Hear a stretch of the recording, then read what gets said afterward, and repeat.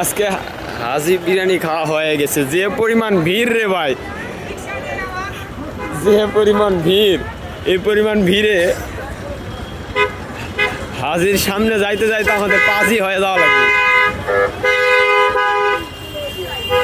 দেখা যাক, হাজির বিরিয়ানি না হয় বুখারিতে কোথাও তো এক জায়গায় হবে ইনশাল্লাহ। কিন্তু যে পরিমাণ ভিড়, আমরা 80 টাকা দিয়ে রিক্সা রিজার্ভ নিয়েছিলাম যে আমাদের পোষায় দিব, কিন্তু আমরা যানজটের কারণে রিক্সা ছেড়ে দেওয়া লাগছে। এখন আমাদের হেঁটেই যাওয়া লাগতেছে হাজির উদ্দেশ্যে। প্রতিটা শবে বেরাতের রাত মানে ইসলামিক উৎসবের দিনগুলোতে ভয়ানক পরিমাণ যানজট সৃষ্টি হয় এখানে।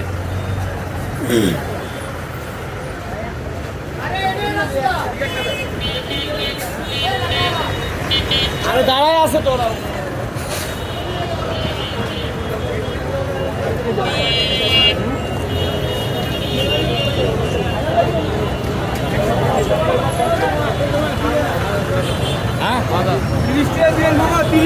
দেখা যাক বুঝতে পারি কিনা।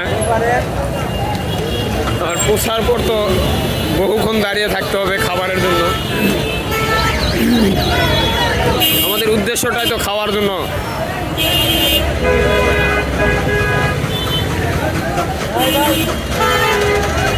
হাজি বিরিয়ানি,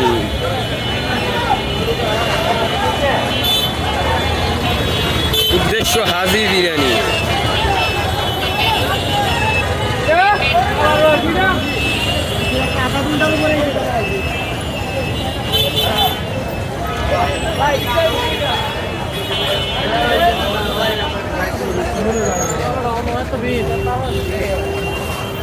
আসলে ধর্মপ্রাণ মুসল্লি না বিরিয়ানি প্রাণ মুসল্লি এত এখানে না আসলে বোঝা যায় না। গত বছর শবে বেরাতের রাত্রে আমি রিমন চাচা এবং রিমন চাচার একজন পরিচিত লোক প্রায় 45 মিনিট দেরে থাকার পর খাবার পাইছিলাম। আজকে দেখা যাক কতক্ষণ পাওয়া যায়। আমার ট্রিমের লোকগুলাকে তো খুঁজেই পাওয়া যায় না। হ্যাঁ অন্তর ভাই, মুরব্বী, এই তো আমি বর্তমান হানিফের সামনে। যে ভিড় রে ভাই, ভয়ানক পরিমাণ,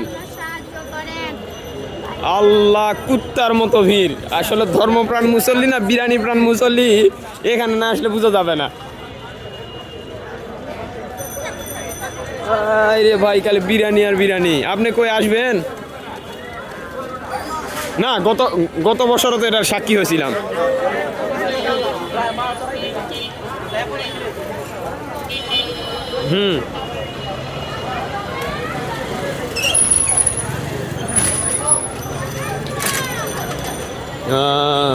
তো দিয়ে আসেন তাহলে, আপনার তো আবার বড় লোক মানুষ।